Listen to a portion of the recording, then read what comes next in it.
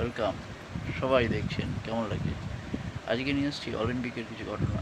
যে ঘটনা বলছেন মিহির দাস অলিম্পিক সম্বন্ধে কিছু ঘটনা, তো নীরজ চোপড়া সম্বন্ধে এবং আরও বিভিন্ন যারা তাদের সম্বন্ধে উনি বলছেন।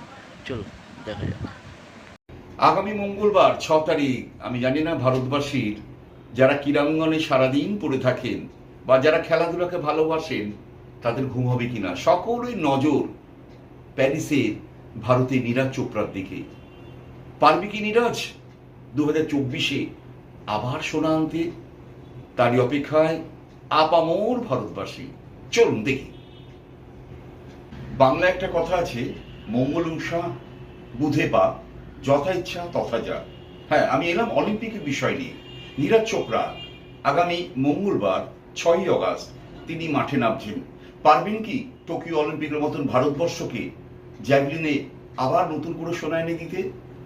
আমরা সকলেই বা আপামর ভারতবাসী তাকিয়ে আছে নীরজ চোপড়ার দিকে। আমরা ভারতবাসী একটা সোনার জন্য কিভাবে তাকিয়ে থাকি, অথচ ভাবুন আমেরিকান মাইকেল ফেলিপ 28টি পদক পেয়েছেন একাই মাইকেল ফেলিপ, তার মধ্যে সোনা আছে 23টি। ভাবা যায়?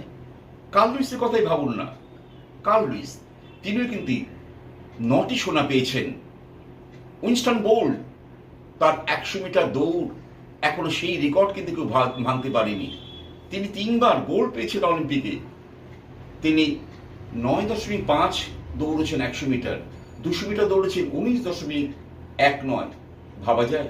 রেকর্ড এখনো অক্ষত আছে কার্ল লুইসের। তারপর গ্যাটলিনের কথা বলতে হয়, তিনি অলিম্পিকে সোনা পেয়েছেন, দৌড়িয়েছেন 9.74 মিটার সময় নিয়েছেন। আর এক বিখ্যাত মনে হচ্ছে আপনাদের কেমন লাগছে? চলুন আরও দেখি। খেলোয়াড়ের কথা বলি, জ্যাস্টিন গ্যাটলিন 9.74 সেকেন্ড নিয়েছেন 100 মিটার দৌড়, অলিম্পিকে সোনা পেয়েছিলেন।